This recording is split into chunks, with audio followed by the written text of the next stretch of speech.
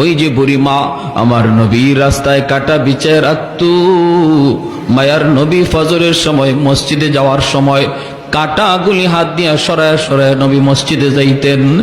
নবী রাতের অন্ধকারে কাটা রাস্তার মধ্যে পুঁতে পুঁতে রাখত।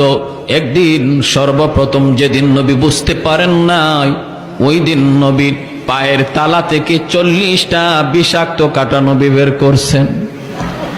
এরপরে রাতে নবী সতর্ক হইয়া মসজিদে যান। সতর্ক হইয়া কাটাগুলি সরাইয়া আমার নবী রহমতের নবী সরওয়ারে দু জাহান তিনি মসজিদে যান কাটাগুলি সরাইয়া।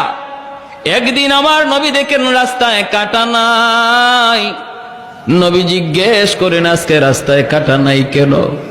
মানুষজন কয় হুজুর আপনার প্রতি যেই মহিলা কাটা বেচাইতো সে অসুস্থ, বিছানায় পড়া, এজন্য আজকে রাস্তায় কাটা নাই।